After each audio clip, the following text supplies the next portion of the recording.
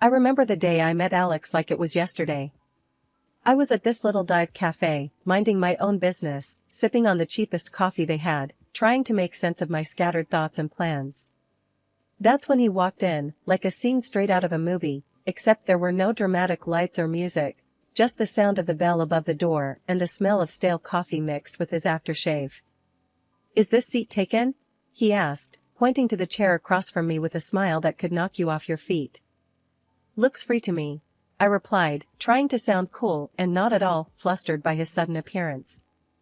We started talking, and damn, it was like we were cut from the same cloth. He was into all the junk I was, from binge-watching the same trashy series to arguing about the best pizza topping. It's pineapple, fight me. Fast forward a bit, and we're dating. Not just casual meetups, but the real deal. It felt like I'd known him my whole life, and before we knew it, we were talking about getting hitched. That's when the drama started. His parents, let me tell you, were something else. The first time I met them, it was like walking into a lion's den wearing a meat dress. They had this way of smiling while sizing you up, like they were deciding whether you were worth their time or not. "So, you're the girl Alex can't stop yapping about," his mom said, her voice dripping with something that was definitely not warmth. "Guilty as charged," I shot back, trying not to let her see she got to me. They laid down the law pretty quick, telling us we needed to sign a prenup. Now, I ain't no gold digger, and I sure as hell don't need anyone's money, but that rubbed me the wrong way. "I'll sign your prenup," I told them. "But I've got one condition. If one of us cheats, the cheater pays up $100,000. Alex looked like I'd slapped him with a fish. "Babe, I'd never cheat on you," he said, all wide-eyed and serious. Yeah, well, my ex said the same thing before I caught him with his pants down, literally. "So, it's this or nothing." He agreed, and his parents did too, though they looked like they'd swallowed lemons. We thought that was the end of it, but boy, were we wrong. One evening, we were cuddled up on the couch, a tradition we had started since moving in together. We had this old, rickety couch that we swore we'd replace, but never did because, somehow, it had become our spot. The TV was on, but we weren't watching. We were too busy making plans for a trip to Italy we knew we couldn't afford, but were determined to make happen. "Alex, think about it. The food, the wine, the art. We have to go," I said, my eyes sparkling with excitement. Alex laughed, wrapping his arm tighter around me. "Emily, babe, you had me at food. But let's face it, our bank account is more camping in the backyard than romantic getaway to Venice." I playfully nudged him. "So, we'll save. We'll cut back on. I don't know, things we don't need, like your video games." He feigned horror. "Not the video games. Take my shirts, my shoes, even my beloved coffee maker, but leave the games alone." We laughed, but that was us, always dreaming big but grounded in the reality of our modest lives. We didn't care, we were happy. The happiness wasn't just in the big moments, it was in the little things, too. Like how Alex would make breakfast on Saturdays. He couldn't cook to save his life, but he'd somehow mastered the art of scrambled eggs and toast, which he'd serve with a side of his terrible coffee. I loved those mornings. "Hey, I'm thinking scrambled eggs today, what do you think?" he'd ask, already heading to the kitchen. "Only if you promise not to burn the toast this time," I'd call out, followed by, "And I'm making the coffee." One day, the topic we had been avoiding came up. We were doing dishes together, a mundane task that somehow felt special because we were doing it together. "Emily, we need to talk about, starting a family," Alex said, breaking the comfortable silence. I paused, a plate in hand. "I know. It's scary, isn't it? What if we can't?" Alex turned to me, drying his hands on a towel. "Then we'll deal with it, together. But we won't know until we try, right? I mean, how hard can it be?" I laughed, a mix of nerves and love. Famous last words, babe. But that's how it was with us. No matter what we were facing, we faced it together. Even when his mom started dropping not-so-subtle hints about grandchildren every chance she got, we took it in stride. "Emily, darling, when are you going to give me some grandbabies? You're not getting any younger, you know," she'd say, her voice sweet but the message anything but. I'd bite my tongue, smile, and say, "We're working on it, aren't we, Alex?" And he'd jump in, "Yeah, Mom, lay off, will you? These things take time." But as the year went on, the pressure started to build, not just from his mom, but from within. We wanted a family, but it wasn't happening as easily as we had hoped. Ever since Judy found her new hobby of making my life a living hell, our home turned into a battleground, and the main weapon was her sharp tongue. It wasn't just about the occasional jibe anymore, it was an all-out war, with daily assaults on my self-esteem and role as a wife. It all spiraled one Sunday lunch, a day that was supposed to be laid back and peaceful. Judy, with her uncanny timing, dropped by uninvited, just as we were about to sit down. The air was tense the moment she walked in, her eyes scanning the room like she was about to conduct a military inspection. "Well, isn't this quaint?" she started, her voice dripping with sarcasm as she looked at the modest spread I'd prepared. "You really outdid yourself, Emily. I can see you've been slaving away in the kitchen all morning." Her eyes briefly met mine, a smirk playing at the corners of her mouth. Trying to keep the peace, I forced a smile. "It's nothing fancy, Judy. Just something simple and quick. Please, have a seat." As we sat down, the barrage began in earnest. "You know, Emily," Judy said, loading her voice with condescension, "I was talking to Mrs. Henderson the other day, and she mentioned how her grandson was just born. It got me thinking, when are you and Alex going to give me some good news? It's not like you're getting any younger." I felt my cheeks burn, a mix of embarrassment and anger. I glanced at Alex, hoping for some support, but he was suddenly very interested in his plate. "Mom, come on," Alex finally muttered, but it was half-hearted, and we all knew it. Judy plowed on, relentless.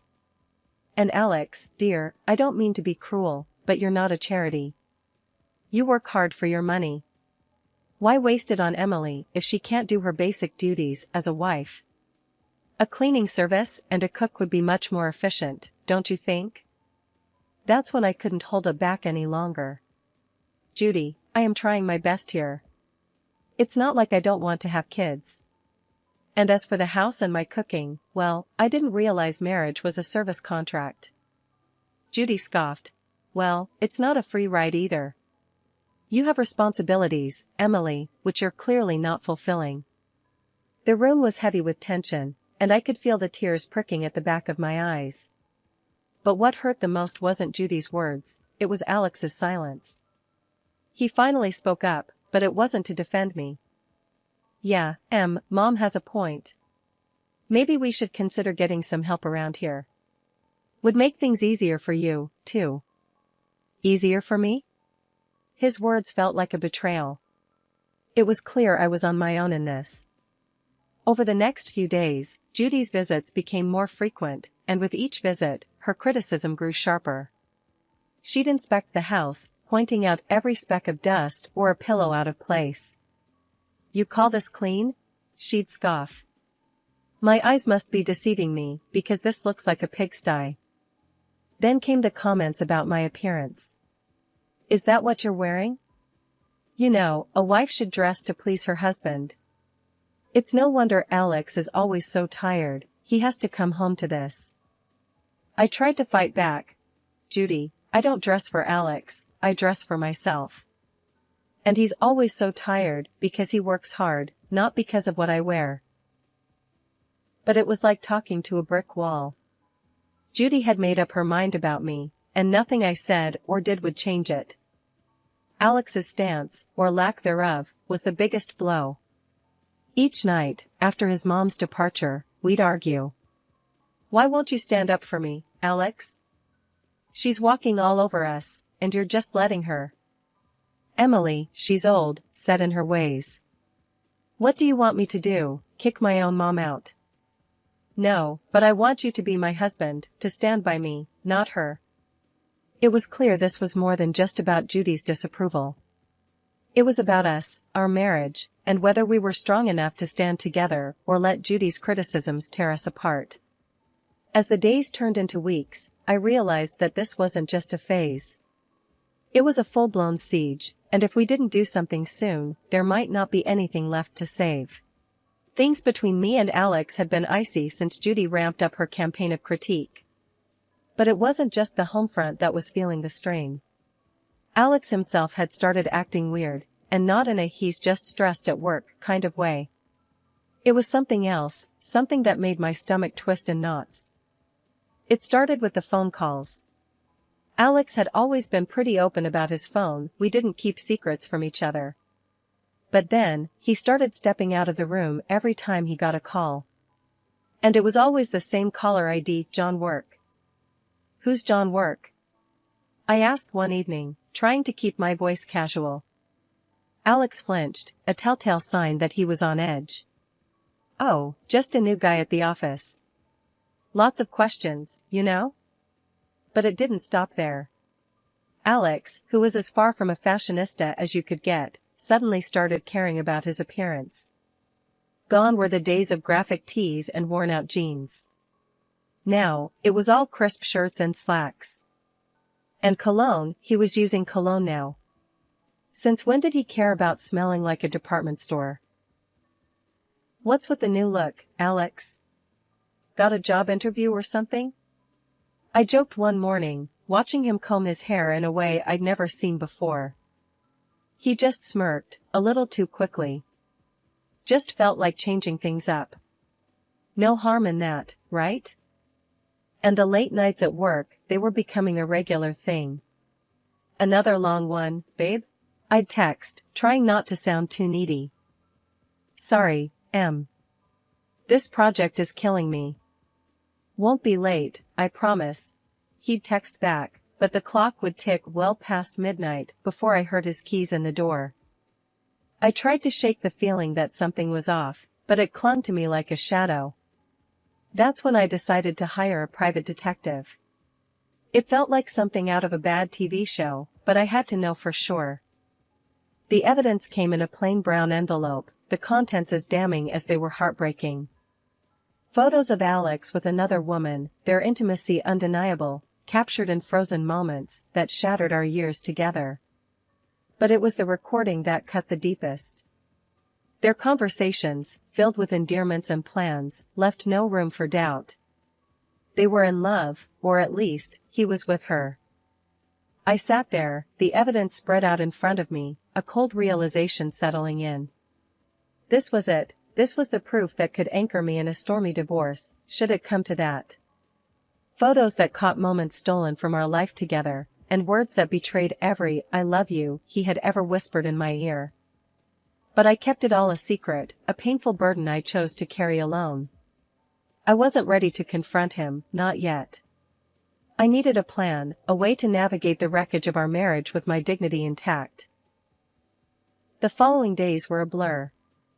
Alex continued his charade, and I played along, the perfect wife with a smile plastered on my face and a heart breaking silently. Our conversations became a dance around the truth, each word measured, every laugh forced. Everything okay, Em? You've been quiet, Alex would ask, his concern seemingly genuine. Yeah, just tired, you know? Work's been crazy, I'd reply, the lie tasting bitter on my tongue. It was just another mundane day, or so I thought, until I stumbled upon a conversation that would change everything.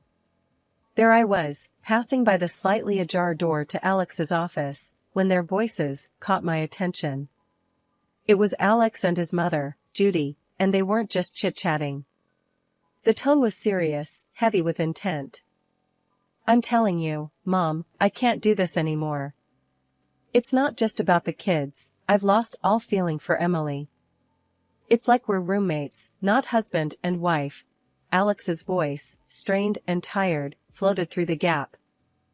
Judy's voice, ever so sharp, replied, Well, of course, you feel that way. She's not given you a child, and let's be honest, what else has she brought to this marriage? But let's not be hasty. My 70th birthday is coming up, and we wouldn't want to miss out on a generous gift from her, now would we? The cynicism in her voice was like a knife twisting in my gut. They were plotting against me, using me until they deemed it convenient to throw me aside.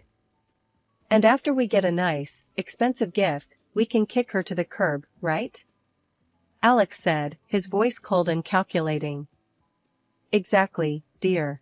Just bide your time a little longer, Judy confirmed, her voice dripping with malice. I stood there, rooted to the spot, a mix of shock and anger boiling inside me. They were planning my exit from this family as casually as one would plan a grocery list. The hurt was deep, but it sparked something else in me, a burning desire for revenge. They thought they could use me, discard me at their convenience. I'd show them I wasn't just some pawn in their twisted game. A few days later, during a family dinner that felt more like a farce than a meal, Judy brought up her upcoming birthday. With the same smirk that I had come to despise, she leaned in and asked, "So, Emily, dear, what are you planning for my birthday? Something special, I hope." I met her gaze, my face a mask of calm. "Actually, Judy, I was thinking of throwing you a dinner at the city's most luxurious restaurant. A night you won't forget." Her eyes lit up with greed, and she exchanged a quick, satisfied look with Alex. They thought they had me cornered, but little did they know, I was already 2 steps ahead. "Oh, Emily, that sounds delightful. Just close family, you know." "Keep it intimate," Judy said, her voice oozing fake sweetness. "Of course, Judy. It'll be our pleasure," I replied, the words tasting like ash in my mouth. The weeks leading up to Judy's 70th birthday felt like a slow march towards D-Day. Every smirk from her, every indifferent shrug from Alex, fueled my resolve. The plan was simple yet bold, just like the movies: host a lavish dinner at the city's most luxurious restaurant under the guise of a loving gesture, then drop the bombshell. But, like any good plot, the devil was in the details. The night before the party, the tension at home was palpable. Alex, oblivious to the storm brewing, was casually lounging on the couch, scrolling through his phone. "Everything set for tomorrow?" he asked, not looking up. "Oh, you could say that," I replied, my tone light, belying the turmoil inside. The day arrived, and as guests started to fill the opulent dining room reserved for Judy's celebration, the air was thick with anticipation. My heart raced, not from nerves, but from the adrenaline of what was about to unfold. Judy, ever the queen bee, basked in the attention, lavishing in the luxury of her surroundings. "Oh, Emily, you've outdone yourself. This place is exquisite," she exclaimed, her voice loud enough for nearby tables to hear. As we all settled in, the meal proceeded with the kind of forced merriment that comes with such family gatherings. Laughs were shared, stories exchanged, and then, as the dessert plates were cleared away, the waiter approached with the final act of the evening, the bill. He leaned in, discreetly informing us the dinner cost was $3,000. Without missing a beat, I handed over my card, the gesture unnoticed by most. It was then Alex, with a smirk that didn't reach his eyes, decided to drop his bombshell. "Emily, I think it's time everyone knew. I'm tired of this, of us. I want a divorce." The words hung in the air, a toxic cloud that seemed to suffocate all other noise in the room. Before I could even process the full weight of his statement, Judy piped up, her voice sharp and unforgiving. "Well, then. Since that's out in the open, I think it's best you leave, Emily. We're celebrating family tonight, and well, you're no longer part of it." The room went deadly silent. Every eye was on me, waiting to see how I'd crumble. But I didn't. With a calm I didn't feel, I stood, nodded, and walked out without a word. The cool night air hit me like a slap as I made my way home, the finality of everything that had happened washing over me in waves. By the time I reached his apartment, a plan formed. I packed my essentials, the numbness giving way to a cold resolve. This was it. The end of one life and the start of another. As I zipped the last suitcase, my phone started buzzing, a relentless, insistent vibration that I initially ignored. Curiosity, however, got the better of me. Judy's voice screeched from the other end. Emily. The payment didn't go through. You need to fix this now. The sweet, sweet irony. In my preparations for the inevitable, I had secured my exit strategy. I had blocked the shared account, knowing it would be the first thing Alex would try to use against me. Oh, Judy, that's unfortunate. But since I'm no longer part of the family, as you so eloquently put it, I'm afraid you'll have to sort this out yourselves. Her outrage was palpable, even through the phone, but it was music to my ears. The chaos that unfolded was a fitting end to the farce my marriage had become. Reports came through the grapevine of the restaurant staff demanding payment, of Judy's escalating tantrums, and eventually, the arrival of the police to calm the storm she had become. In the end, it was Alex and his relatives who had to pool together the money to settle the bill, a poetic justice for the betrayal and humiliation they had subjected me to. The morning after the dinner disaster felt like waking up to the aftermath of a storm. I had my plan, my resolve, and a set of divorce papers in my hand as I made my way back to what used to be our shared home for the last time. The moment I stepped through the door, the air crackled with tension, thick enough to cut with a knife. Alex and Judy were there, looking like they'd been arguing. The sight of me seemed to unite them in hostility. You've got some nerve showing up here after last night, Alex spat out, his face a mix of anger and disbelief. Judy, ever the viper, was quick to add her poison. Ungrateful wretch. You've embarrassed us in front of the whole city. Do you know how humiliating it was to have the police calm me down? People were laughing, filming. I met their fury with a calm I didn't feel. Embarrassed? You think that's your biggest problem right now? I tossed the divorce papers on the table, the photos of Alex's infidelity on top. You should be more concerned with this. The color drained from Alex's face as he picked up the photos, his mother peering over his shoulder. Their outrage turned to shock, then to panic as they realized the extent of what I had. And let's not forget the prenup, shall we? I continued, my voice steady. You cheat, you pay. $100,000, to be exact. Judy's face twisted into a snarl. You wouldn't dare. You can't do this to us. Oh, but I can. And I will. My tone was cold, final. Alex, the reality of the situation finally dawning on him, switched tactics. Please. Let's talk about this. We can fix it.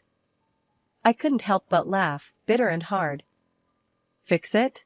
You think you can just undo everything with a few words? No, Alex. It's done. Judy, ever the manipulator, tried a softer approach, her voice dripping with faux concern. Emily, darling, think about what you're doing. This will ruin us. That ship has sailed, Judy. You should have thought about that before. The begging turned to pleading, their words a desperate scramble to salvage what they could. But my mind was made up.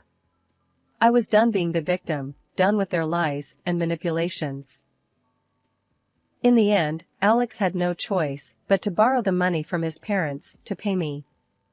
As I left that house for the last time, check in hand, I felt a weight lift off my shoulders. After everything went down, I used the payout from Alex to put a down payment on a small, but cozy place of my own. It's funny, you know, how much peace you can find in the walls of a place that's just yours, where every nook feels like a sanctuary from the chaos of the past. Life's quieter now, and I like it that way. I've got a job that keeps me busy, neighbors who nod and smile, and a little garden that's all mine to tend to. But every once in a while, the grapevine tosses a juicy bit my way about Alex and Judy. Just the other day, I was grabbing coffee from the corner spot where locals hang, and I bumped into someone from the old neighborhood. After the usual pleasantries, they leaned in, voice dropping to a conspiratorial whisper. Hey, have you heard about the latest drama with your ex and his mom? They asked, eyes gleaming with the thrill of gossip. I couldn't help but raise an eyebrow, a mix of curiosity and detachment taking hold. Can't say that I have. Do tell. Well, they started, clearly savoring the moment. It seems Judy's not too pleased with Alex's new girlfriend. Word is, they've been at it like cats and dogs. Makes your situation look like a walk in the park. The conversation moved on, but as I walked away, coffee in hand, I couldn't shake the feeling of utter relief. There was a time when news like that would have sent me spiraling, but now? Now it was just another piece of someone else's story. These days, my biggest concern is whether my tomatoes will ripen before the squirrels get to them or if I'll ever get the hang of yoga without looking like a newborn deer on ice.